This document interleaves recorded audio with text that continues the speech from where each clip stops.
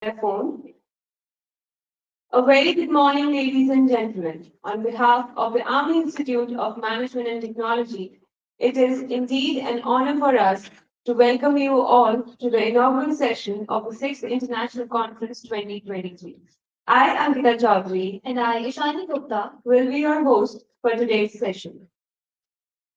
Now, I request Air Commodore Dr. Jain Kumar Sahu, Director AIMG, to felicitate Lieutenant General Dheeraj Seth, ADSM, GOC Headquarters Delhi area, and patron AIMG.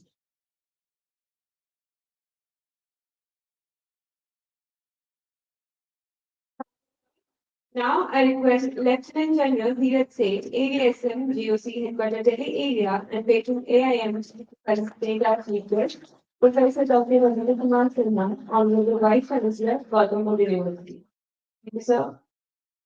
Now, request Director AIMG to felicitate our keynote speaker, Professor Dr. Rajiv Kumar, Member Secretary, All India Council for Technical Education. Our keynote speaker, Mr. Agnivesh Thakur, Director, Human Capital Consulting, Deloitte.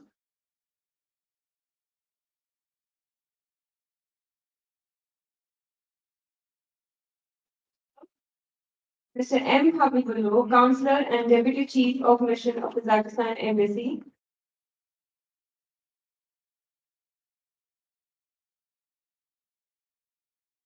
Sir, Speaker, Mr. Deepak Das Gupta, former Principal Economic Advisor to the Government of India and Ministry of Finance, will be joining us through online mode from Washington, D.C. Thank you so much. now we will have our traditional auspicious lamp lighting ceremony as a tribute to Mother Saraswati, the goddess of knowledge and art. We pray for your blessings to give us the wisdom to make the world a better place. Now, I would like to invite all our guests and Director AIMT for the lamp lighting ceremony.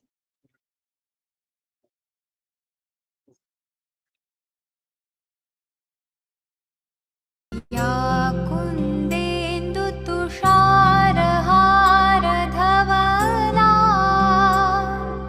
या शुभ्रवस्त्रावृता या वीणावरदण्डमण्डितकरा या श्वेतपद्मासना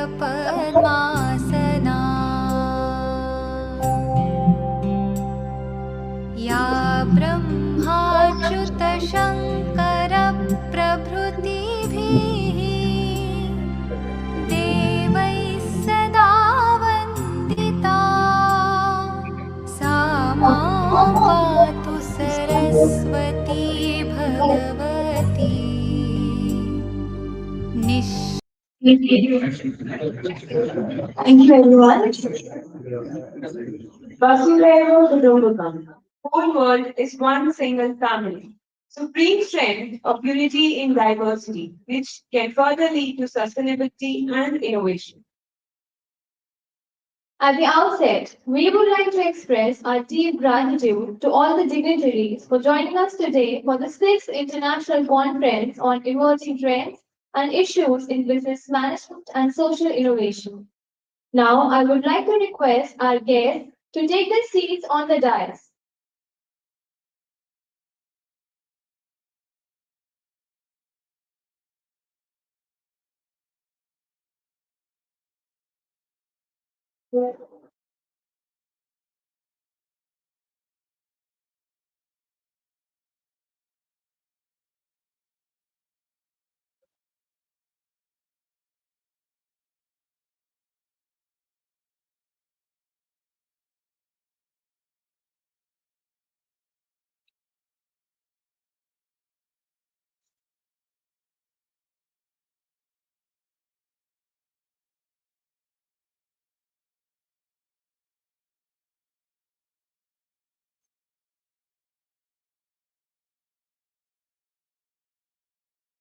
Thank you, sir.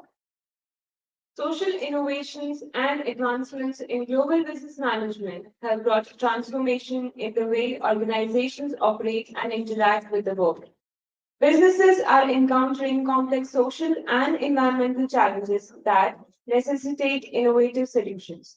The rise of sustainable business practices is a key advancement in global business management as many companies acknowledge their responsibility to promote social and economic sustainability while minimizing their impact on the environment. Now I would like to request Air Commodore Dr. Jayant Kumar Sahu, Director of AIMT, to kindly deliver the welcome address for the 6th International Conference 2023.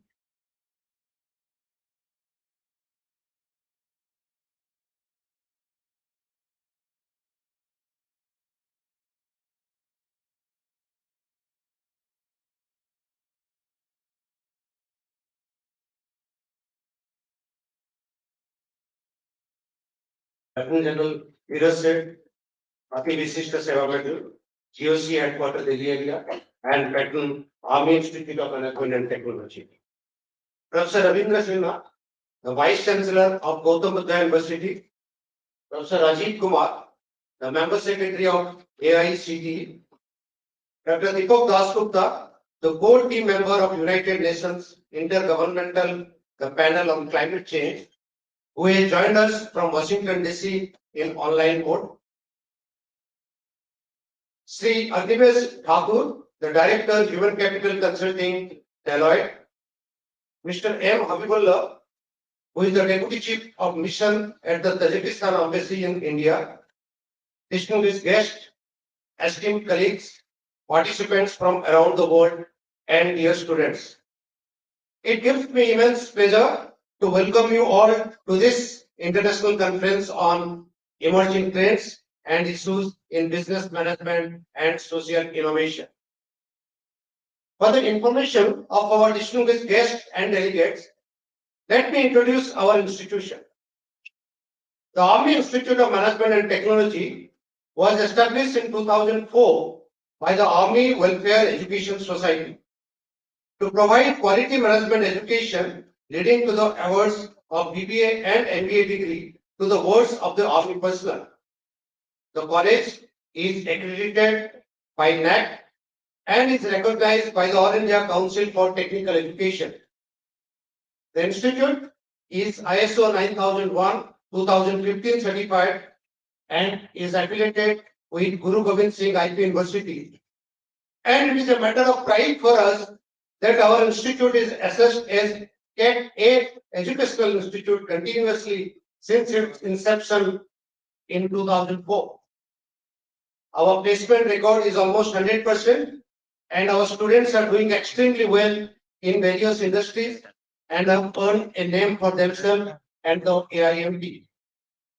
We have also trained over 1,000 judicial officials of Uttar Pradesh under the Management Development Program. Coming back to the present context of the conference, we are living in a world that faces many complex challenges, from climate change to social inequality, from technological disruption to geopolitical instability.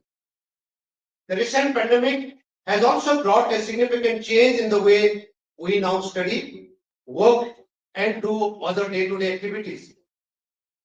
In such a context, it is essential to foster innovation, creativity, and collaboration across different sectors and disciplines.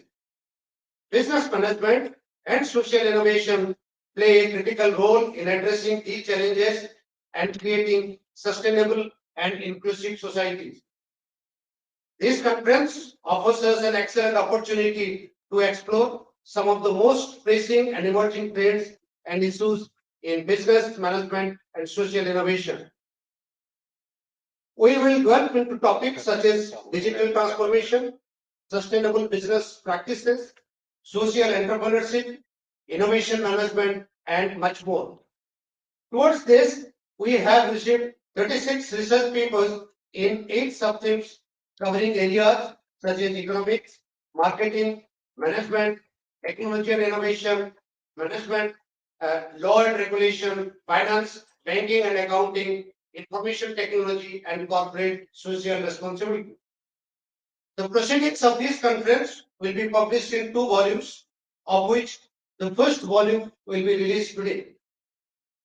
We have a panel of experts apart from academicians and students who will put up their rich experience.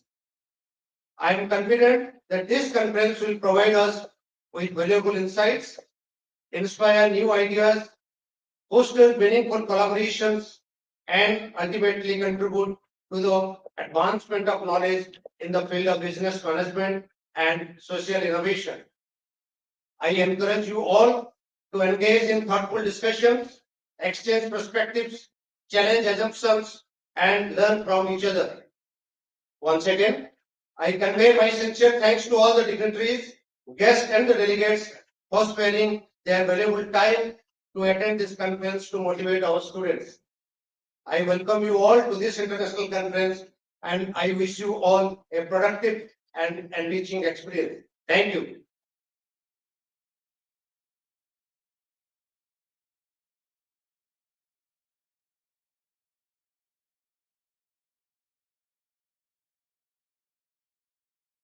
Thank you, sir, for your enlightening words. Now, I'd like to introduce Lieutenant General Dheeraj Seth, ABSM GOC Headquarter Delhi Area and Patron AIMT. Sir is an alumnus of NDA Kadakwasla, was commissioned into Second Lancers on 20th December 1986.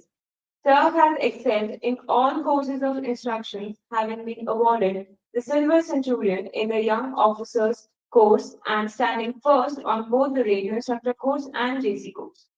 Sir went on to be awarded the Best All-Round Student at the Defense Services Staff Course at Wellington.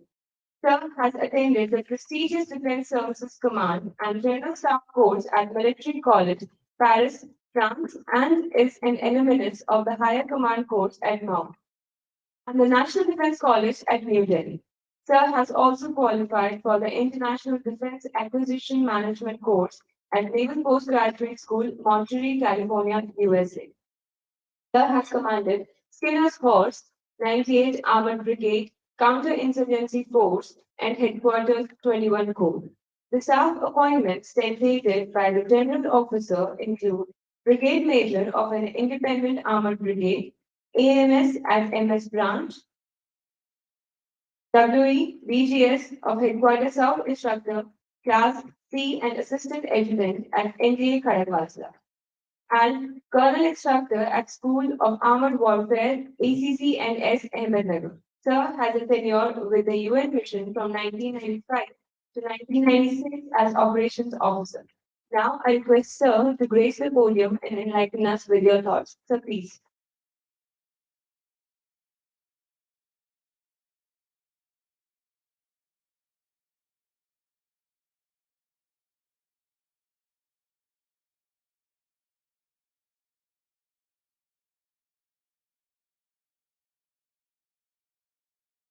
Professor Ravindra Kumar Khanna, the Vice Chancellor, Gautam University, Greater Noida, Professor Rajiv Kumar, Secretary AICT, Deepak Das Gupta, who is a core member of the United Nations Intergovernmental Panel on Climate Change. I hope you joined us online. Yes, sir. He's there online. So welcome to you, sir. Shri Agnivesh Thakur, the Director, Human Capital Consulting with Deloitte. Air Commodore J.K. Sahu, the Director, AIMT. Other esteemed dignitaries, distinguished speakers, academia, faculty of AIMG, participants and dear students. A very good morning to one and all present here today for the 6th International Conference on Emerging Trends and Issues in Business Management and Social Innovation. It's a pleasure for me to be amidst you all today, and I'd like to share some facets related to emerging trends and issues in business management and social innovation. In this rapidly changing world that we all live in, it is critical for us to stay abreast of the latest developments in these fields and to understand their impact on our businesses, communities, and society both.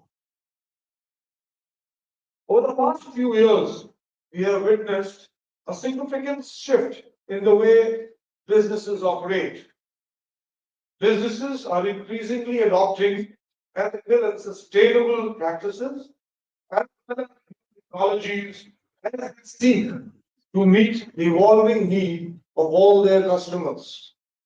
From data analytics and artificial intelligence to blockchain and the Internet of Things, these technologies are enabling businesses to operate more efficiently, respond more quickly to changing market conditions, and innovate at a much faster pace.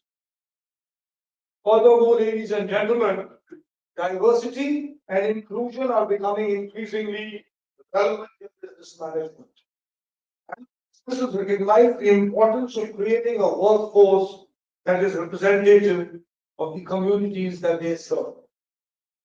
Social innovations and advancements in global business management are transforming the very way organizations operate and interact with the world. In recent years, businesses have been faced with a range of complex social and environmental challenges, and they have been forced to find new and innovative solutions to meet these challenges. One of the key advancements in global business management has been the rise of sustainable business practices. Many companies have recognized that they have a responsibility to minimize their impact on the environment and to promote social economic sustainability. This has led to the development of new business models that prioritize environmental protection, social responsibility, and economic efficiency to achieve competitive advantages. Accordingly, the objective of this conference, as also stated by your director, is to bring together researchers from academia as well as practitioners from the industry to represent their views and ideas, concerns, environmental challenges, and thereafter recommend new and innovative solutions to meet challenges and findings in various aspects of management today. Ladies and gentlemen, the conference, I hope, will highlight the different nuances of business growth and sustainability through the lens of different management functions where change is continuously occurring due to the emergence of new management trends and business models followed by innovative ways of competition. Finally, in conclusion, to summate, the emerging trends and issues in business management and social innovation present both challenges and opportunities for businesses. As we navigate this rapidly changing landscape, it is important for us and more for you all who are going to be entering these fields to stay informed, be adaptable, and most importantly, to remain mindful of the impact of our decisions on both the society and the environment. I once again extend a hearty welcome to all the distinguished speakers and speakers international conference here at AIMG Greater Noida. Wishing you all happy learning and Jai Hind.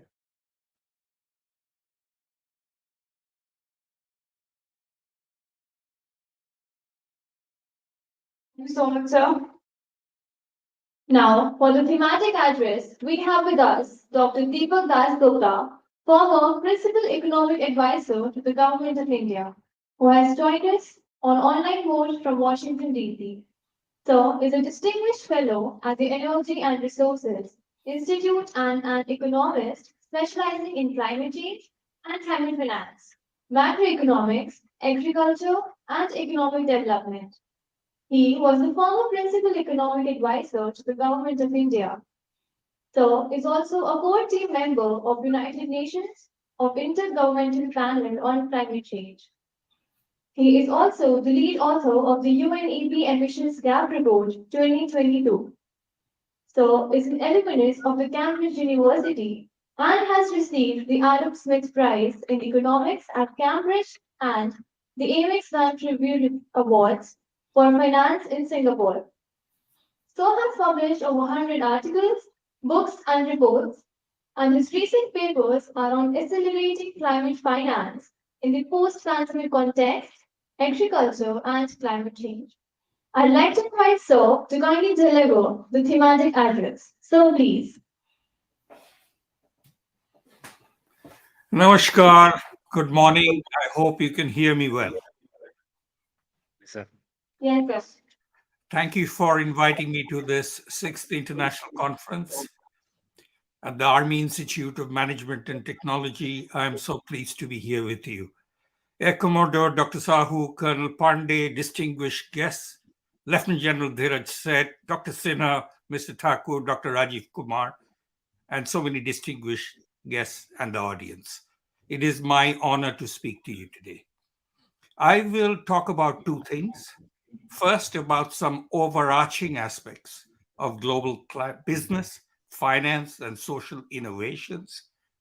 I will then turn to the topic of climate change, on which I've been working for the last 4 years with hundreds, indeed, several thousand scientists who are working for the United Nations Intergovernmental Panel on Climate Change, IPCC in short.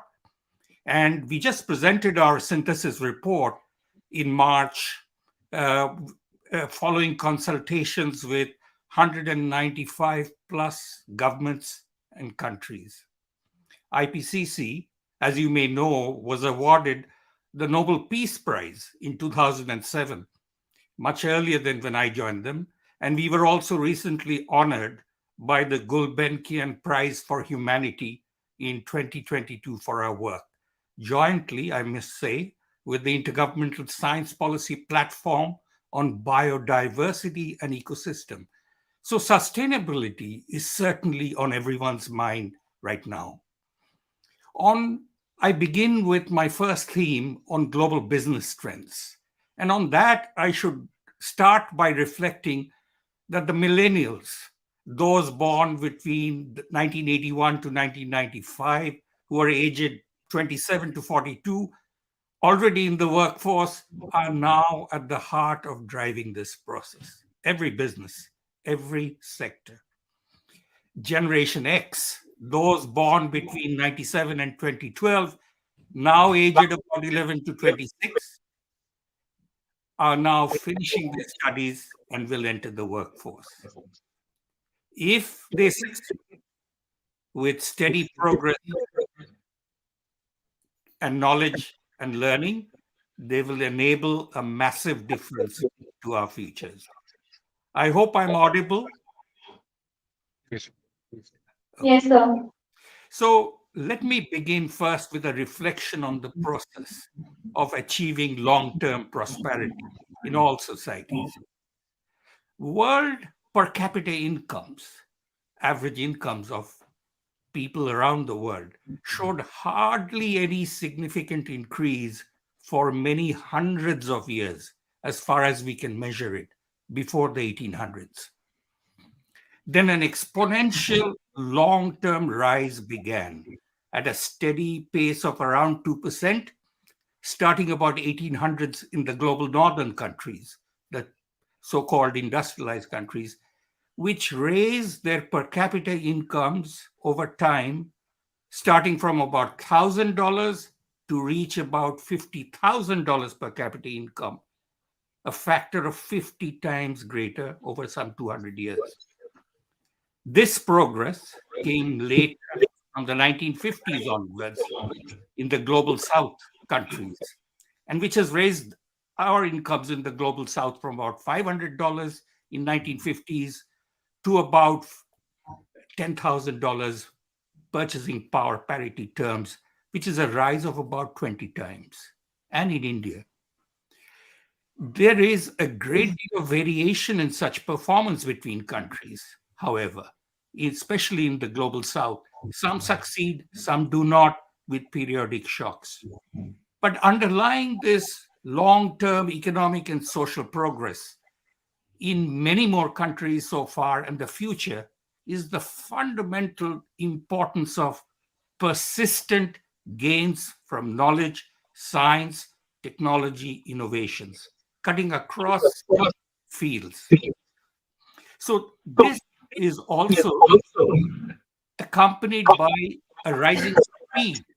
The speed of technology and innovation is expanding every decadally it's moving much faster. So what took us sometimes 6 to 10 decades earlier to become near universal, think of electricity, telephones, running water, roads, education, medicine, now only takes about 1 to 2 decades. The reasons are falling costs of technology and the speed at which this new technology and capacity can now be added. We can build systems much faster and better than we did earlier with cheaper and more sustainable solutions if we look hard and build on it. And businesses are central to it, but it is more than just business. It is a whole of society approach. Think for a moment about the speed at which RNA vaccines were developed during this pandemic and the production and use globally compared to earlier. So that's the progress that we see. The space of technological new technologies is continuously advancing. And it's partly due to fundamentally that something like Moore's law is applied, which is doubling the computing power in chips every 2 years. But it's not just computing, it's everywhere. We see this. And what it is doing is widespread gains coming much faster. Telecommunications, smartphones, global positioning of satellites, genetic medicine, CRISPR technologies, massive data moving to cloud. What is coming next? Remote everything, reducing distance, quantum computing, drones, robotics, artificial food, organs on demand, digital healthcare, vaccines, genomics, edge computing, and artificial intelligence applications. The main point I wish to leave with you is that all societies can achieve rapid and steady economic growth over relatively long periods by utilizing innovations and advancing frontiers of science, technology, social, and business innovations.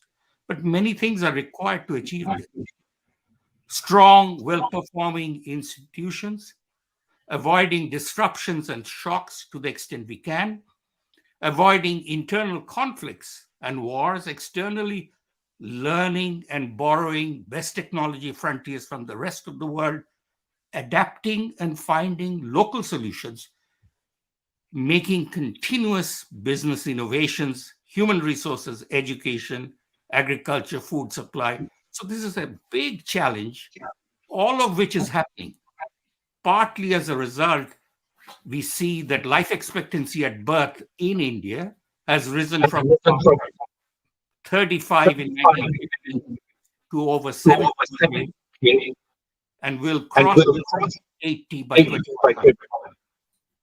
Poverty, as we know, has fallen and will have been virtually ended, even if it takes different forms, average levels of prosperity. There remain, however, some downside risks and challenges to this long future, including from climate change and global warming, which I now claim. Human activity, principally through continued emissions of greenhouse gases, poses a very large risk, as we all know. With global warming having already risen by 1.1 centigrade, above levels that were operating 1850 to 1900 levels, and will shortly exceed 1.5 degrees centigrade by the early 2030s. This is average surface temperature rise, and much greater rises, for example, in summer extremes. Along with this warming comes a range of other adverse climate consequences. The reasons for global warming, as we all know, is the massive amounts of greenhouse gases that we're emitting every day, which traps the heat in the Earth's atmosphere. A key reason is that we've been mining the world's natural resources, especially our reliance on using and burning fossil fuels such as coal, oil, natural gas, cutting down our forests, which are needed to act as natural carbon sinks, and destroying natural habitats unsustainably to meet our long-term energy needs and growth. Our more than 2 centuries of such excessive fossil fuel energy use, land use, lifestyle, and consumption is already without.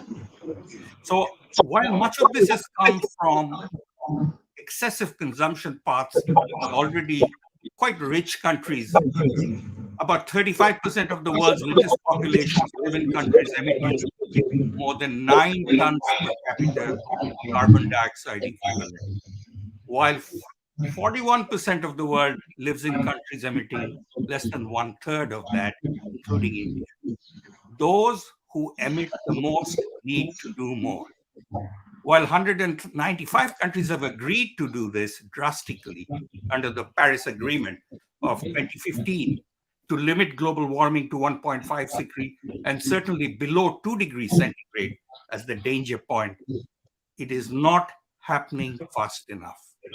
We will need to drastically reduce our collective emissions of greenhouse gases by 1/2 in the next decade and reach net zero emissions thereafter rapidly. That's the challenge. If we don't, the consequences will be catastrophic, especially for the most vulnerable in lower income global south. Human induced climate change is affecting already our weather extremes in every region, especially in lower tropical latitudes. The frequency and intensity of heavy precipitation, agricultural ecological droughts, rise in summer heat extremes, especially in our cities, a slow rise in sea levels with rapid melting of ice sheets. All these are happening. IPCC reports document multiple volumes, the science and evidence. Fortunately, my story is a positive story for you. The same drivers of long-term progress, science, technology, business, social innovations, offers us a very clear way out and a chance to radically change the process to make our continued progress. We have a range of climate solutions possible to mitigate or reduce global greenhouse gases emissions, carbon dioxide, methane, nitrous oxide, hydrofluorocarbons, and ozone drastically. It can also help us to adapt to the warming that is already here, which we can't do much about, and to improve our science and understanding of climate change. Because, and I emphasize this, because climate change cuts across all sectors, solutions apply to everything we do. It's not limited or restricted to just our ongoing solar and wind renewables energy generation. It also applies to methane emissions from coal, oil and gas, bioelectricity, geothermal and hydropower. It applies to electrification of transport, mass transit, high-speed railways, electric buses, remote work, e-commerce, e-medicine, away from brick and mortar. It applies to electricity storage, inevitable electric vehicles, batteries, e-rickshaws that we see everywhere, grid batteries, storage, lithium, metal, solid-state batteries. It applies to green hydrogen. It applies to distributed small nuclear, carbon removal, green building, urban building redesign, efficiency, cooling, lighting, urban heat islands management. I'm going through this list simply to tell you that the scale and pervasiveness of change that we need in society through business and social innovations is wide-ranging and is just waiting for it to happen. It applies to water storage solutions, groundwater conservation, drip irrigation, moisture measurement. It applies to precision farming, soil fertility, agroecological conservation. It applies to hydrometeorological stations, weather forecasting, smart crop solutions. It applies to reduced waste in plastic, urban food, circular economies. It applies to demand side solutions. in healthy diets, reduced methane in agriculture, reduced private motorization. The list is very, very long and large. And we have a key chart from the most recent IPCC synthesis report. And I'm not going to be able to show it to you, but I would recommend and urge that you do read the IPCC report. The synthesis report has these documents, which I was co-author of. And we worked with hundreds of scientists across so many disciplines. And we arrive at this consensus that there are multiple opportunities for scaling up climate action already possible. It is not in the realm of that we have to discover it. It is feasible. It is here. It is now. And we talk about it in terms of feasibility, confidence, cost in 5 key areas: energy supply, land, water, and food, settlements and infrastructure, health, society, livelihoods, and economy, plus reducing excessive consumption, especially in food and waste.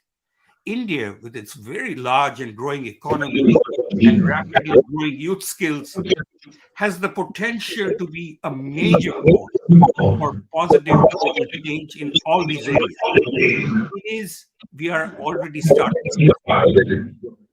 Our climate actions used to be earlier rated as among the best in the world, but the pressures remain on us to do much more. We have committed to reaching net zero emissions by 2070 and reducing the emissions intensity of our GDP, achieving a 50% electricity installed capacity from non-fossil fuels-based sources by 2030, 500 gigawatts renewable capacity target by 2030. India ranks third in cumulative installed capacity of renewables in 2021 after China and USA. We have a conditional target depending on whether we receive sufficient funding and access to technologies. We have announced plans to green hydrogen with a target of 5 million tons of per annum green hydrogen by 2030. Companies are already started. We have many other challenges, especially on clean air for our cities, water availability, urban heat islands, dealing with coastal protection, including protecting our mangroves. All of these require urgent and deeper attention, especially on implementation. And the implementation is a distributed implementation. It is every business, every sector, every individual. We are all in it. And the prospects are enormous. It is a way in which we both achieve growth and sustainably so. So in conclusion, 3 aspects is what I would like to say: using technology, business, social innovations to reach our goals for this long-term sustainable future. And these are: first, the speed at which India and the world is capable of changing course is now much faster than ever before. We have to build better knowledge and innovation systems to take advantage of this. We can drive faster and more efficiently to wherever we want to be able to go, nearly everything, and to delivering the best social and economic gains that are possible. The future is in our hands. The second is how well we learn to manage the consequences of such accelerating change. Institutions are critical, including AIMT. Just like driving a fast car on roads that are not always straight and wide, but with curves and hazards along the way, the speed with which technological change can be a hazard if we don't manage it well. Much of the technologies are private sector led, market driven, but markets benefit themselves and society only with well developed guiding rails of forward looking and efficient public institutional policies.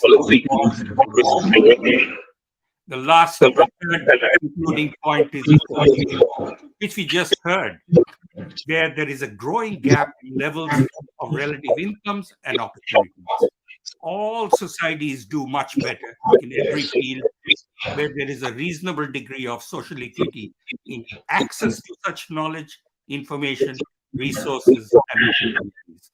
Unmet, such growing gaps can create many future problems. I thank you for listening to me. And I think we are on a future that is possible. It's a change that is happening. And I wish all of you much success. Thank you.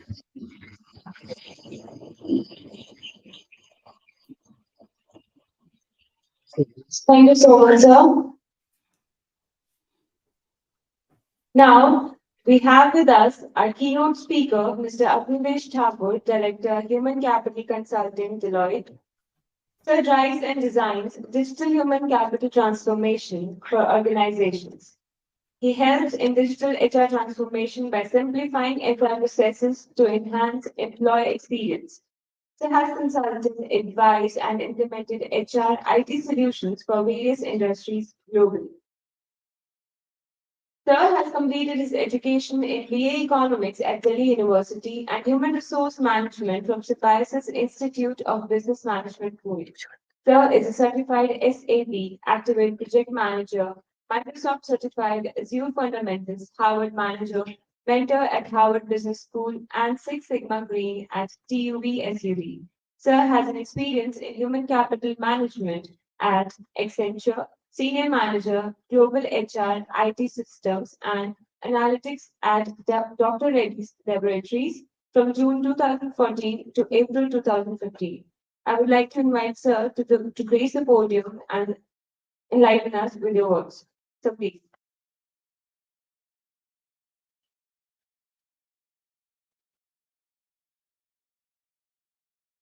Okay, thank you so much.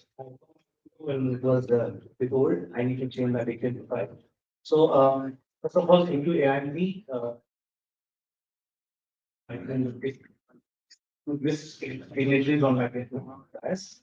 So today we are going to speak about the emerging challenges. So, emerging trends and emerging things in social innovation and business management. So I won't give you much of stuff because you may already do chat GPT and see what is happening there. Actually, you don't need to, they are smarter, they will give you 2 lines. I'll try to use certain practical approach, which was not even there. It was also 100 years back. The same challenges were there. The fundamentals were the same. The fundamentals were the same.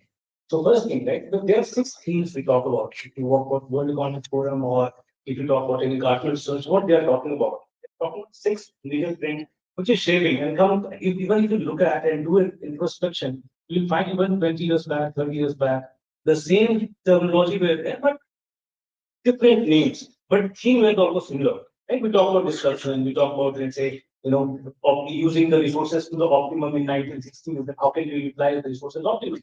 The same thing we are talking about now. We are talking about first thing is sustainability. Right? You might have all heard about it, and then we just heard Dr. Gupta talking about the entire sustainable climate change. So how you are looking at sustainability and what is something that you as students or future leaders can do? One, sustainability works. We talk about circular economy. Go to Google, find out what is circular economy, read about it, and see that how organizations are trying to cut down their emissions.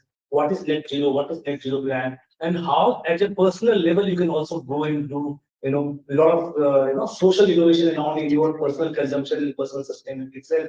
Like don't go to shower, just take a bucket bath, right? Simple, you not to waste your food, right? So there are certain measures that they look at in your personal life in meantime, right? Like, can you use bike or car to go to shorter distance? You can use cycle, right? Some example I tell you that at our organization, consciously, we all partners and directors decided that we'll cut down our travel by 40%. So by cutting down the 40%, what is happening that we are saving a lot of a huge ecosystem on the carbon emission, right? And we also have personal carbon footprint, right? Where they say that okay, how many hours you travel? So simple, small, conscious activities can really do and stuff.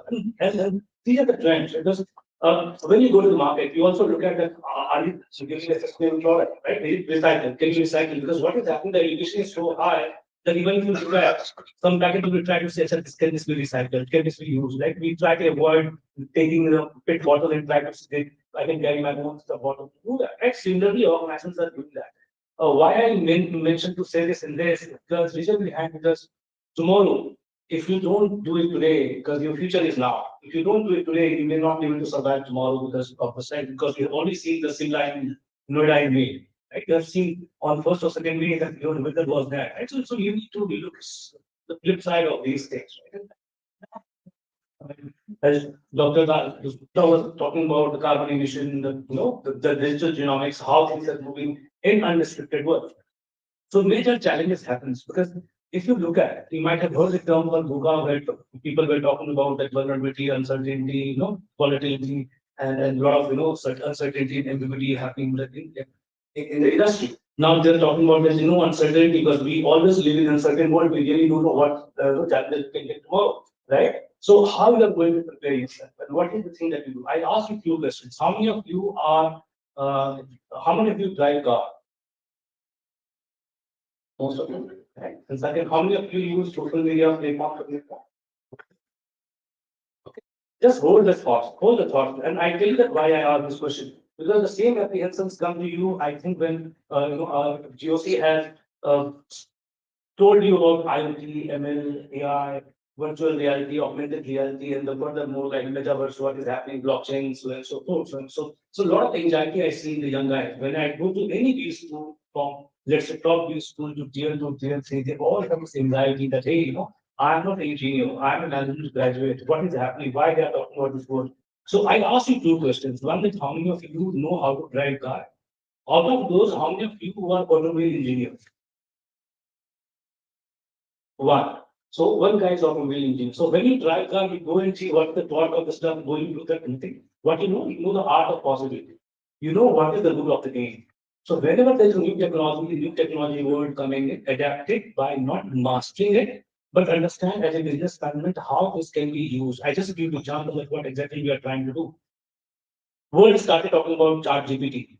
In 5 days, it became one of the most hot selling cake, and a lot of subscription happened. And as an organization, I also need to think that what could be the use cases that we can present in which we can create certain sense for our customers, sense for users. Otherwise, just like doing that, right? So imagine that the possibility that what the technology possibility is that how you are going to write a job description using ChatGPT, how you are going to create an onboarding experience for your employees, how you are going to be a better customer experience for your customer. In terms, let's say, if I'm going to buy a car, I just go put it on the chat, and I get entire information in a go rather than going to the medical site. So imagine the possibility this particular technology can do. So as a management student, how can you make sure that these things are at your level to understand? Just understand the art of possibility, what these things can do.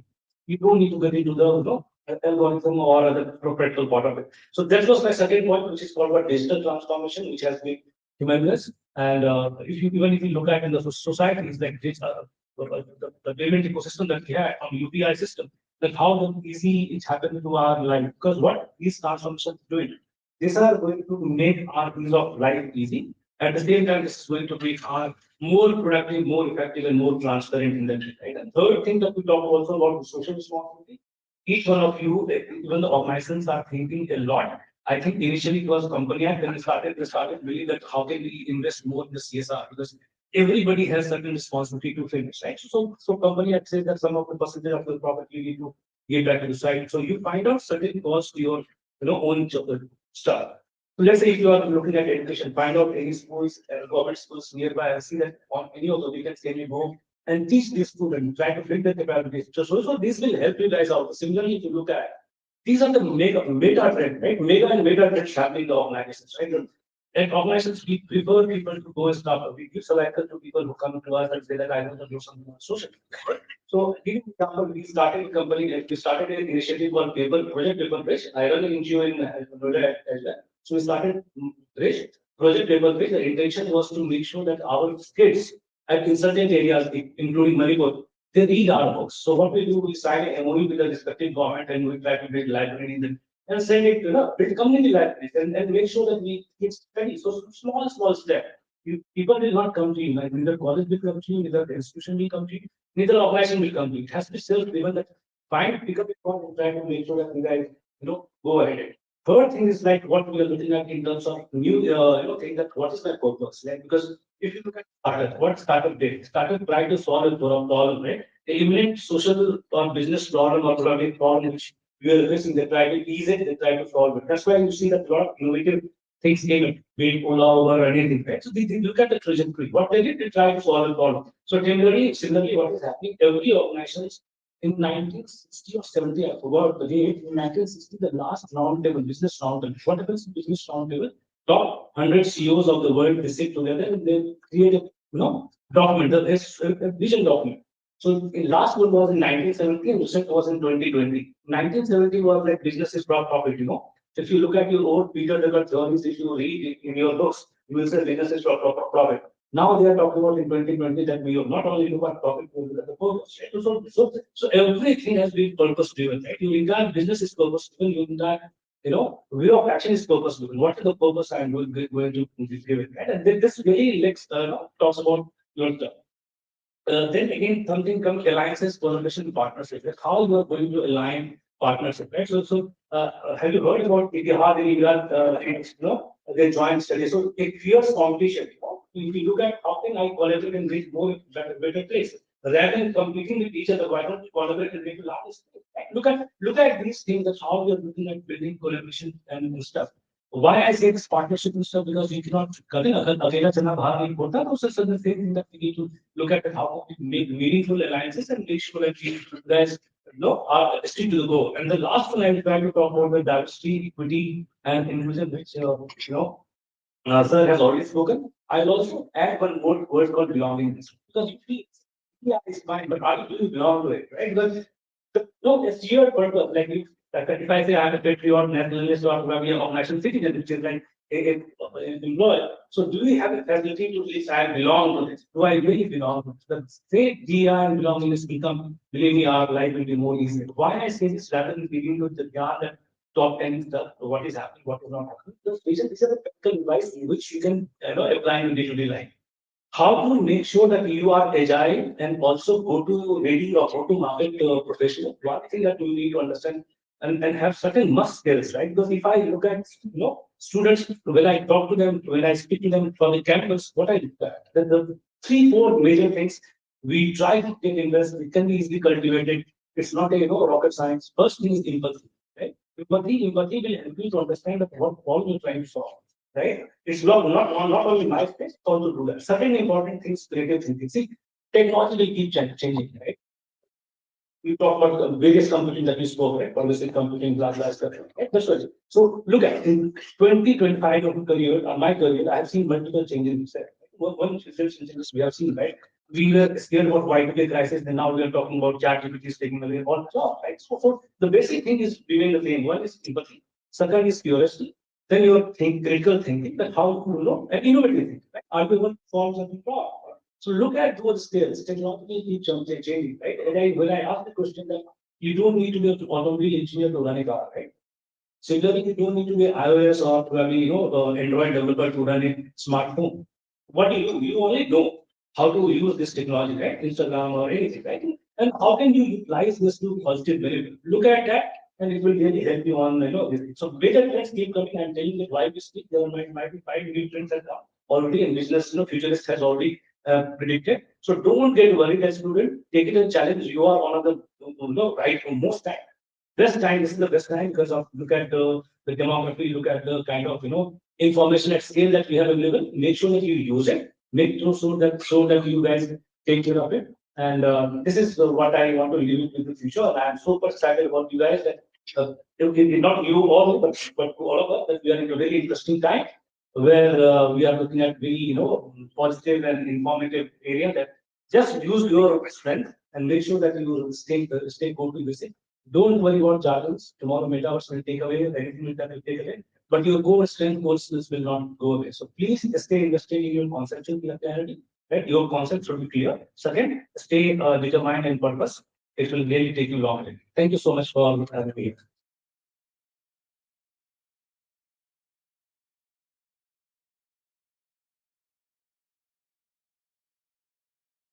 Thank you so much, sir. Now, I would like to introduce our next keynote speaker, Professor Rajiv Kumar, Member Secretary, AICTE, New Delhi. Professor Kumar did his MTech in Computer Technology and Application from Delhi College of Engineering and his PhD from IIT Delhi. After completing his PhD, Sir joined the GCR University of Science and Technology, Haryana in the year 1990. His areas of research interest are mathematical computing, software engineering, and image processing.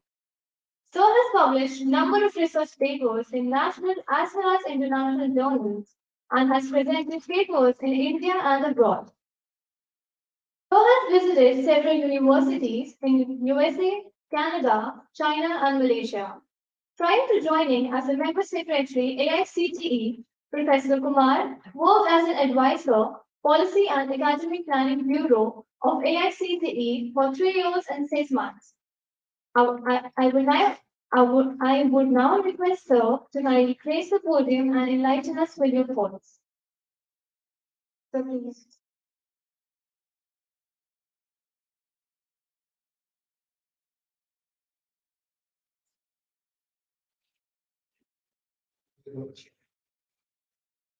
Greetings on the terrace. Lieutenant General Dheeraj Seth, AVSM GOC, Delhi Area, and Patna Institute. Professor Ravindra Kumar Sinha, Vice Chancellor, Gautam Buddha University, Gautam Buddha, Greater Noida. Mr. Anivesh Thakurji, Director, Deloitte. Dr. Deepak Das Gupta, Distinguished Fellow, Delhi, and former Principal Economic Advisor, Government of India, Ministry of Finance. Faculty members, participants of the workshop, and dear students. Good morning to each and everyone. First of all, I thank the organizer of this conference for inviting me for this important conference on emerging trends and issues in business management and social innovation.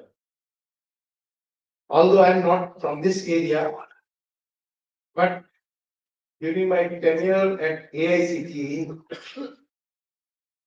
we have worked in all such areas because management comes under the technical education.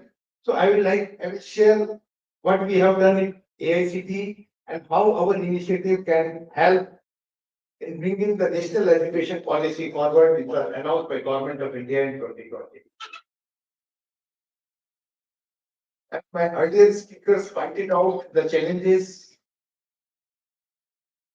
in technology, in management, ChatGPT we were talking about, Mr. Thakur was dealing, and Lieutenant General said also pointed out AI, IoT, and all such things. I will just start what we have done in AICTE. General Sir, we have prepared the prospective plan of the technical education, first time in the country 2 years back. And we constituted a committee under the chairmanship of Professor BBR Mohan Reddy, who is a great industrialist also, and all industrial bodies in the country, they were part of that committee. And we asked them to prepare the short-term, long-term perspective plan of the technical education. And the committee first recommendation came, preliminary recommendation came that it is not possible to prepare the long-term perspective plan of the technical education. That was the first recommendation. And we see that because the technologies are changing so fast that it is not possible to prepare a long-term perspective plan. Then they came up with short-term and medium-term perspective plan of the technical education. And they pointed out 2 years back that these are the technologies what we talk about today, AI, IoT, and blockchain, AR, VR, robotics, quantum computing, and all such these 3D printing. They are the emerging technologies, and they recommended us that you start courses, technical programs in such areas. But starting 4 years degree program in such areas, it was not advisable. Then we started this minor degree concept, and we built the curriculum in these areas, and that is presently going on in technical. So the idea of sharing that thought was that the technologies are changing fast, we have to adopt them. But these changing technologies, they are giving opportunities also to us. And to how to exploit these opportunities, it is up to the person how is taking advantage of these changing technologies. I take an advantage what Dr. was sharing that ChatGPT, you have to explore you have to find how you can best utilize this technology ChatGPT in your management area. Because management is also changing, discipline of management is also changing, and innovations are taking place. How you can utilize this ChatGPT or other technologies, emerging technologies in your discipline.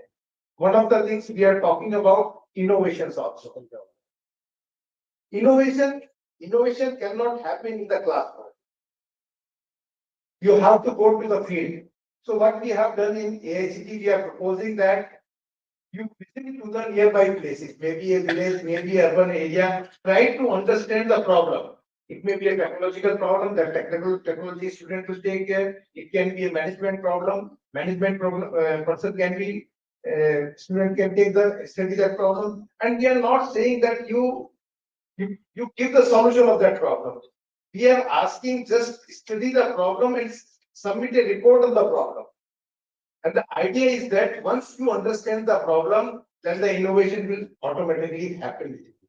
So this is the main idea, and I request the institution and faculty members, those who are available, please take to your students to the nearby places, maybe a village, maybe a urban area, because we see a lot of challenges in and around where we are staying, right?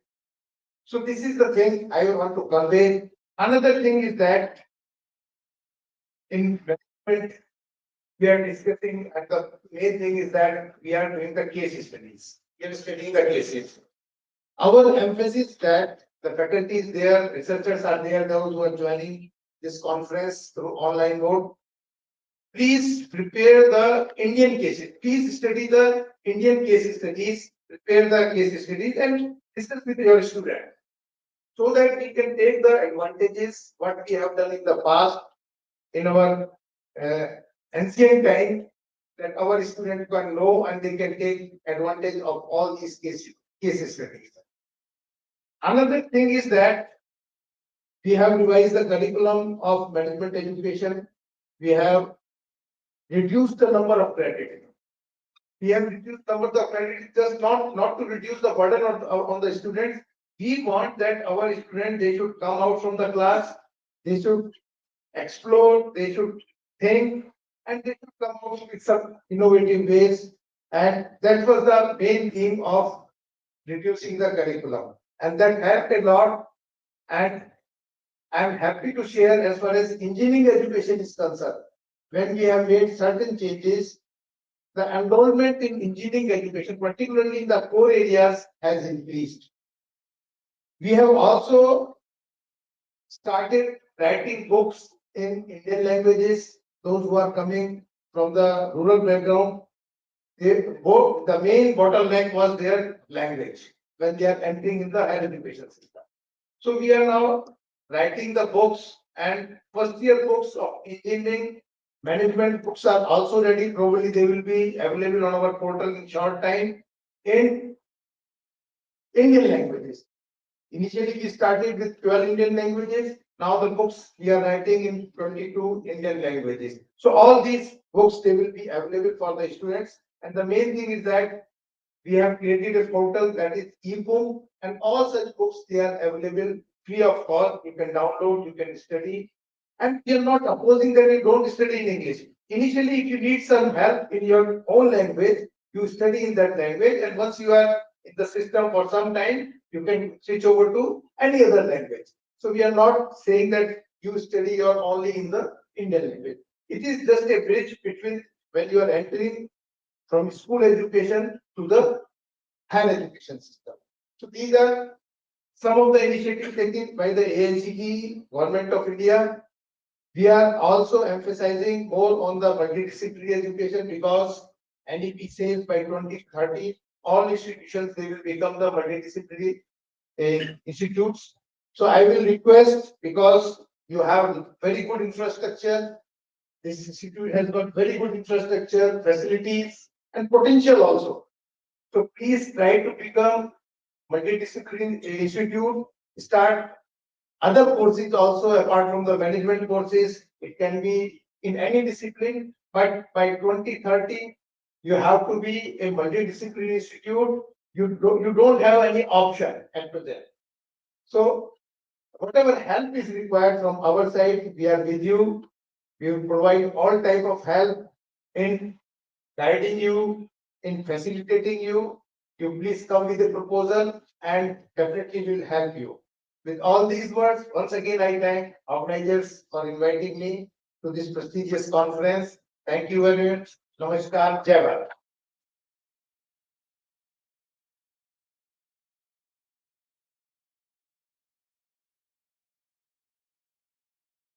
Thank you, sir. Now, I would like to introduce our chief guest, Professor Dr. Ravindra Kumar Sinha, Honorable Vice Chancellor, Gautam Buddha University. He received his MSc degree in physics from IIT Kharagpur in 1984 and a PhD degree in the area of fiber optics and optical communication technique from IIT Delhi in 1990. Sir has held various research and academic positions in his illustrious career. Sir is the author and co-author of 368 research publications in leading national and international journals. He is recognized as top 2% of scientists in the world in optoelectronics and photonics. Professor R.K. Sinha is currently the Vice Chancellor of Gautam Buddha University. May I now request Sir to grace the podium and share your thoughts. Sir, please.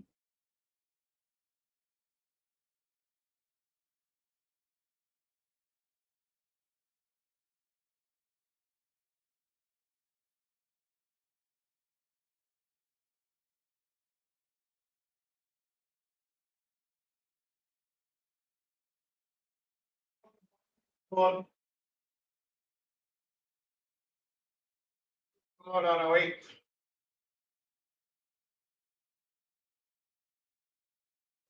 Funeral, Dheeraj Seth, ABSM, GOC, Delhi area, patron of this institute.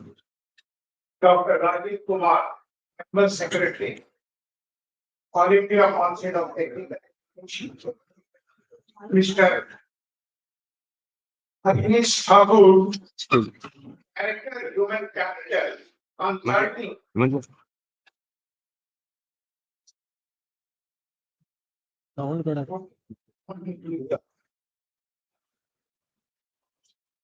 Mic off is it? Mic off.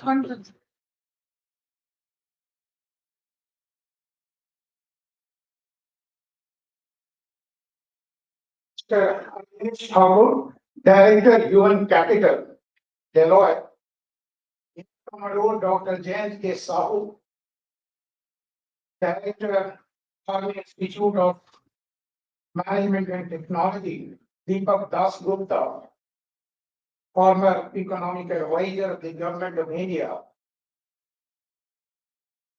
Again, invited speakers, other keynote speakers, and faculty members of this university, institute, and most important, to be since a large number of young students who are pursuing either BBA or MBA present here. I am here of your institute, and I feel pride in that.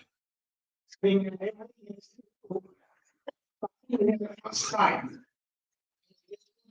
You all.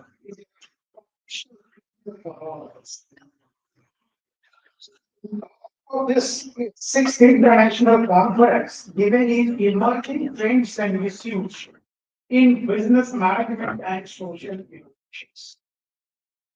Yes, how we do the business, how do we interact, it depends upon the technology. And technology keeps on changing. In my introduction, it was introduced that way back in during my PhD career, I did PhD in fiber optics and optical communication. I started in the let me tell you to all. At that time, as a PhD student in the prestigious institute of this country, I have not seen what is optical fiber. At that time, the best of the best institute at all.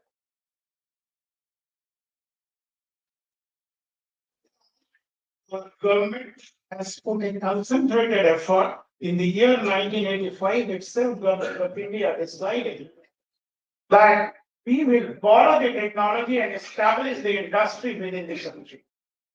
And today, the penetrations of optical fiber in our country is one of the highest in the world. Even villages are being connected to the optical fiber.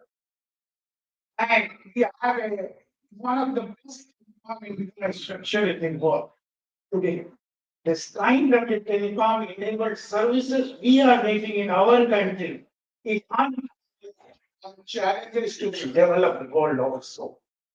It is because we have taken at the right time, not only they have educated persons like us, but also we built the industry.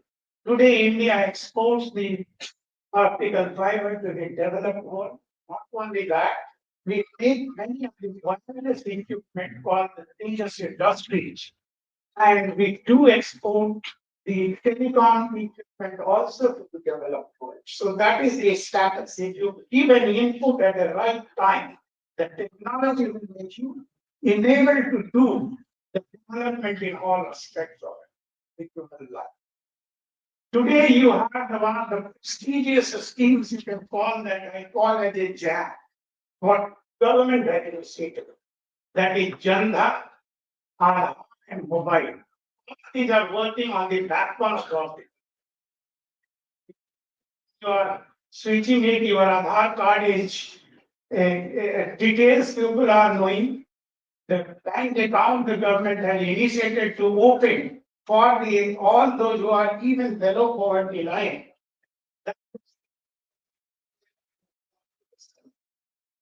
So any technology and all the mobile penetration also because of the penetrations of the optical fiber. And access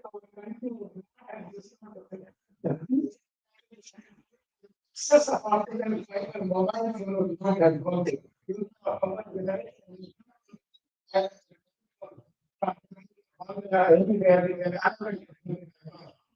This possible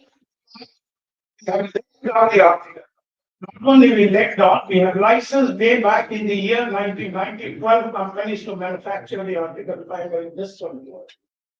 Some of them have survived, and some of them are leading also, like Esterlite Optical Technology.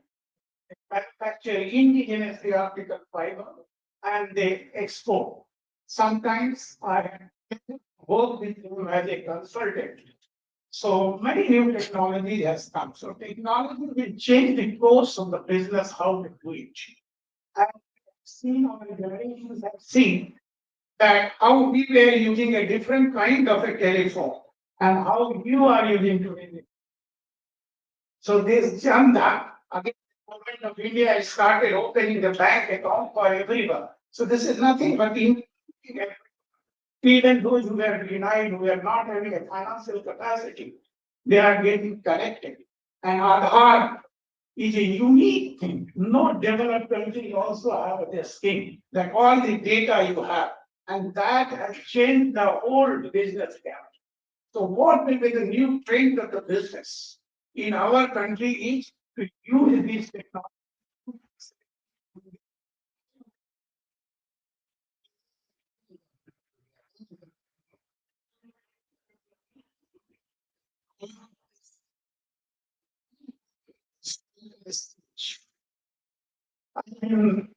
Now we are in a fourth industrial revolution. First industrial revolution, why it has happened, we wanted to mechanize the production item, that machines should do something. And then, first industrial revolution, so business growth here after that. Second industrial revolution, in order to be a rich, people have started having a large production. So how the mass production can so that is revolution.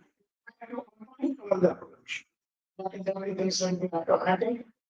Of course, it does not mean that the people are sitting idle. They have to develop those machineries and require the training how to operate. And the fourth industrial revolution will be predicting your requirement and making that for you.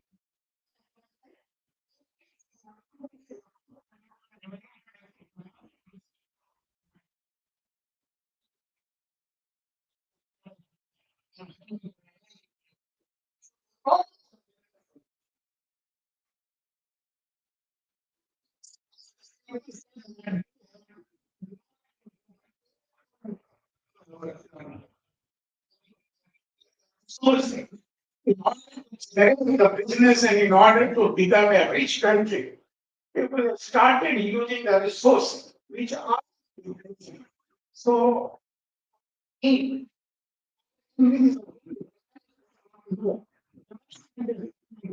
sustainable development. There are 17 sustainable development goals have been formed. Okay, and most of the government agencies, they were instructed to follow that.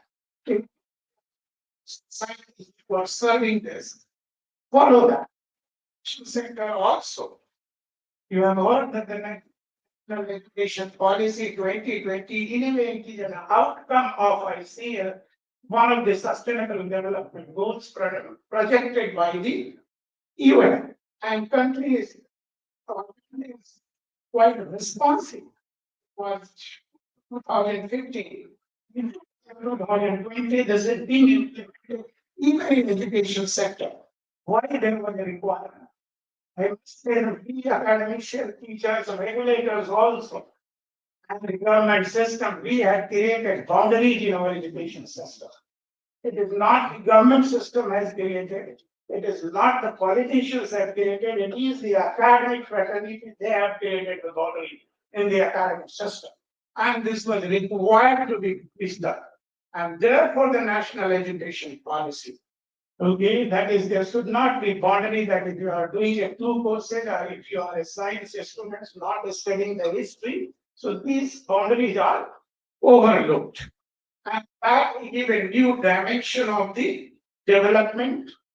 It will again keep our trajectory ahead so that we should be one day on the list of a developed nation.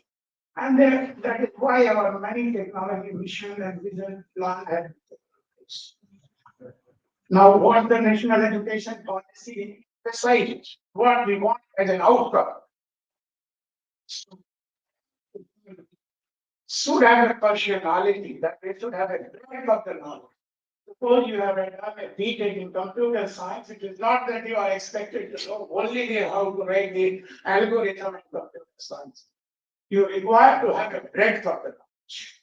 Okay, then so know a bit of the historical development of this country, how economy has developed, how a bit of business is there. I never read the depth in your subject that is only computer science. So that is expected. So each student's personality should be like a T type, alphabet T.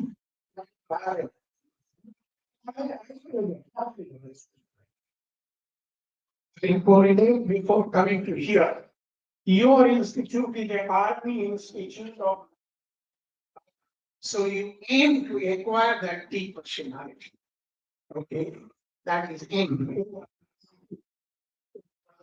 To have if you are a student from here, subject also participate in all activities, and that will move your personality.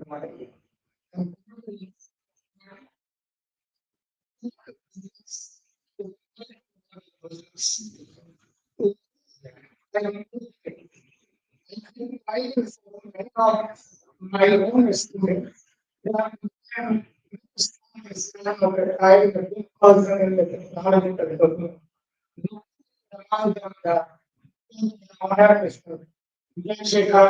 Sarma, they were apart from your subject, what you are studying, you are studying about the science, history, also have a knowledge how the business will be growing. So that is required. So the new business, you have to be a sponsor. You need wealth from even from the West. How to have a sustainable development in every aspect.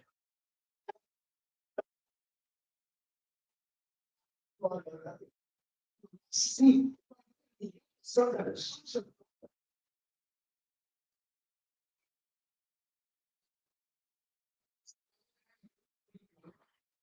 suffered from the deforestation or a green gas emission, how to.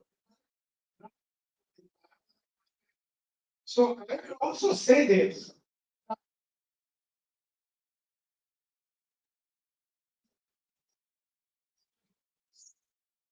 The developing a new technology, now they have a patent.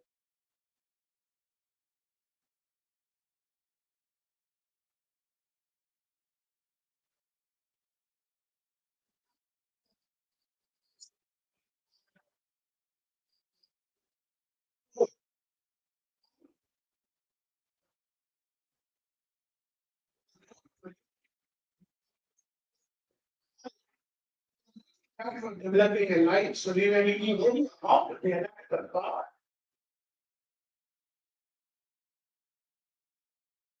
Electric power, less electrical power, and hence we want to produce less electrical.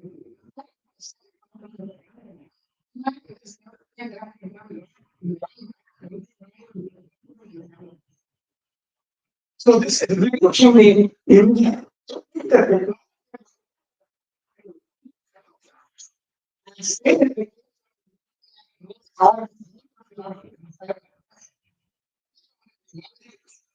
I mean, today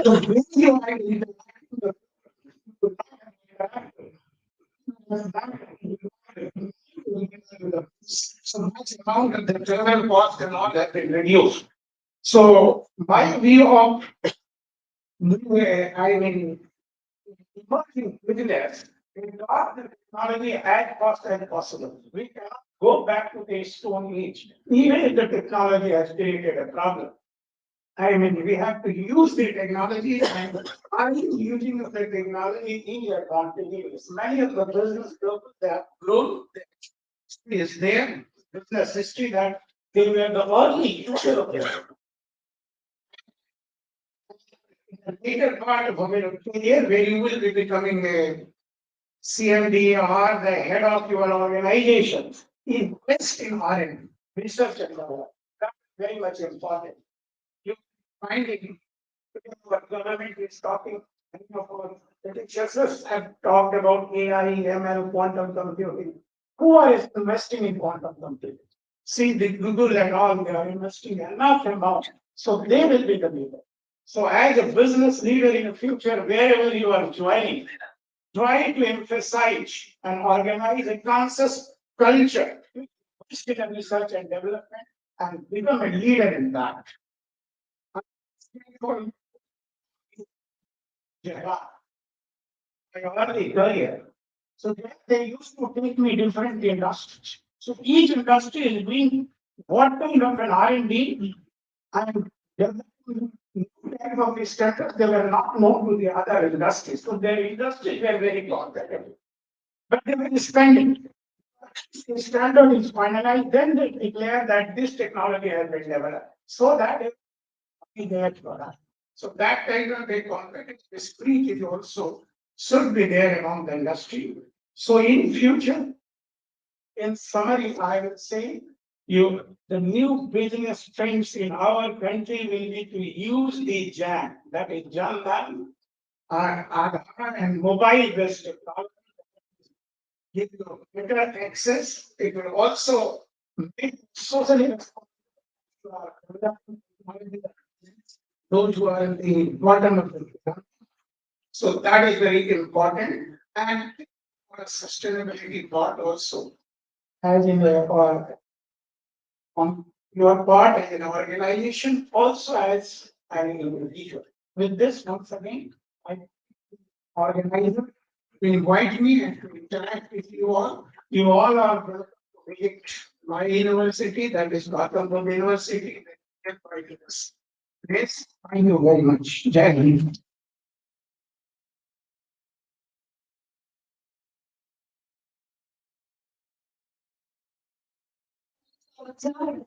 Ladies and gentlemen, we also have a distinguished guest with us today, Mr. M. Habibullo, Counselor and Deputy Chief of Mission of the Kazakhstan Embassy. Sir has participated in many higher-level international and regional summits, forums, conferences, and seminars while holding various positions. Sir was also a distinguished panelist on several problems at both international and regional levels. Today, sir is a distinguished guest amongst us. Thank you, sir, for gracing us with your presence here. Now, may I now request sir to please come up on the stage, and I request all the dignitaries to come forward for the launch of our conference proceedings.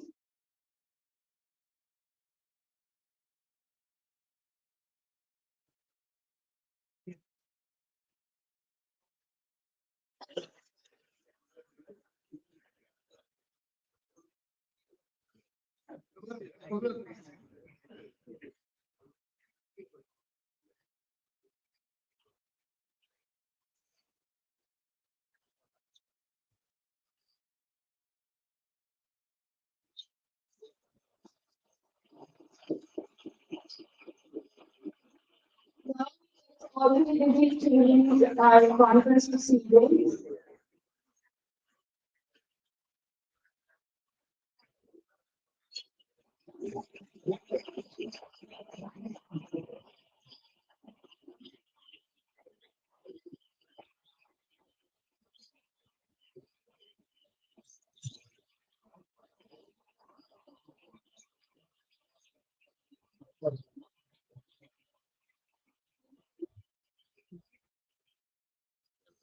Thank you so much. Now I request all the dignitaries to please take their seats. Ashutosh. Ashutosh, can you Ayushman?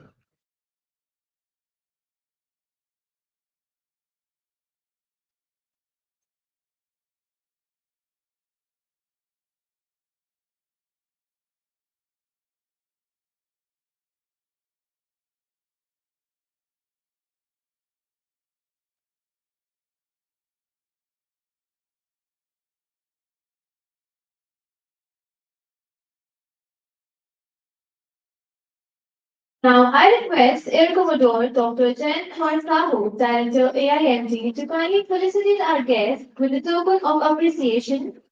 Lieutenant General Dheeraj Seth, AVSF, GOC Headquarters Delhi Area, and patron AIMG.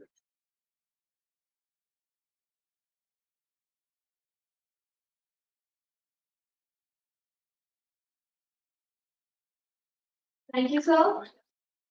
Our chief guest, Professor Dr. Ravindra Kumar Sinha, Honorable Vice Chancellor, Gautam Buddha University, Greater Noida. Thank you, sir. Our keynote speaker, Professor Dr. Rajiv Kumar.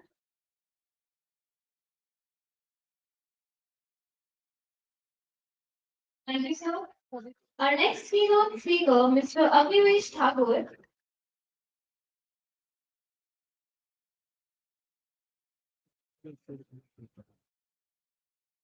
Our next thematic speaker, Mr. Deepak Das Gupta, who has joined us from online mode. Sir, the menu will be sent to you by post. Mr. M. Khabagullo, Counselor and Deputy Chief of Mission of the Pakistan Embassy.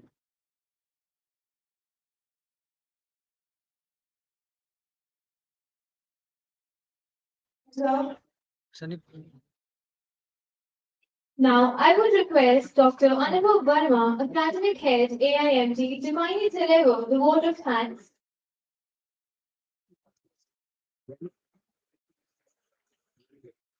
A very good morning to our distinguished guests, our patrons, respected dignitaries, distinguished people, delegates, participants, faculty members,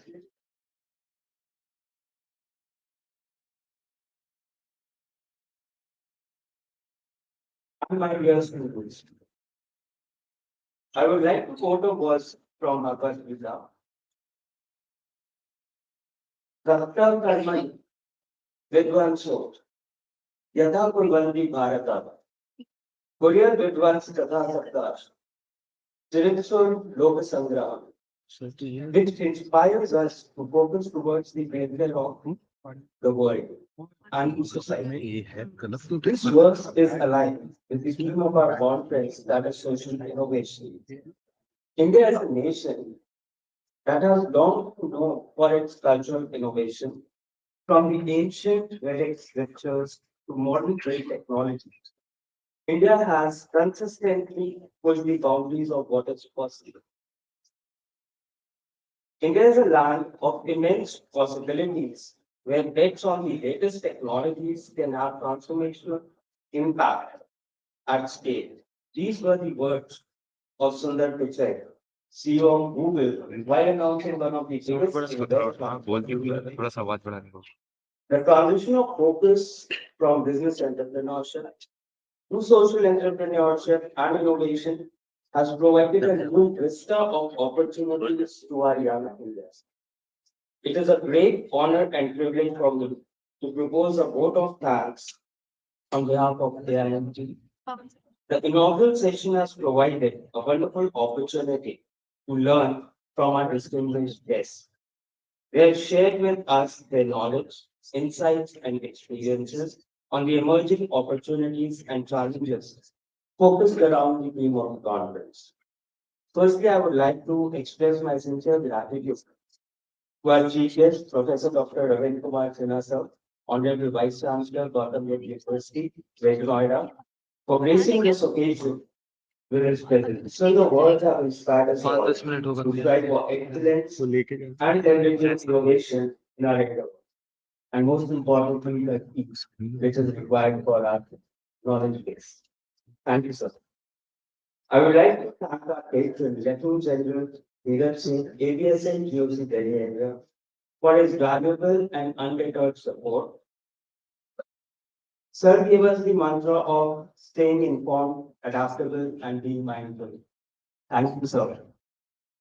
Extend my sincere thanks to Professor Dr. Rajiv Kumar, Member Secretary, AICTE, Mr. Amiresh Thakur, Director, Human Capital Consulting, Lloyd, and Dr. Deepak Das Gupta, Distinguished Fellow, Energy and Resource Institute, who have enlightened us with their valuable insights and perspectives on various physics related to the theme of this conference. I would like to thank especially our special guest, Mr. M. Habibullah, Deputy Chief of Mission, Embassy of Pakistan, RDGS, Brigadier Sharma sir, Additional Director ABS and Principal AI. Thank you, ma'am. Along with this, I would like to thank distinguished dignitaries, participants from other institutes and industries for gracing the occasion. Extend my gratitude to our director, Air Commodore Dr. J.K. Sahu, sir, and our Colonel Rajesh Pandey, sir, who have provided their continuous guidance and support at every step. I extend my thanks to my entire faculty, our supporting staff and students for their contribution towards this conference. I would like to especially acknowledge here the contribution of our conference coordinating team, along with our student coordinators who have worked tirelessly throughout the day for making this conference successful. Your dedication, cooperation, and coordination have been exemplary. Thank you. In conclusion, I would like to thank our students of MBA and BBA batches for being a part of this conference. I hope the insights that have been shared in this session has aptly set the foundation for our subsequent sessions during the day. Thank you. Jai Hind.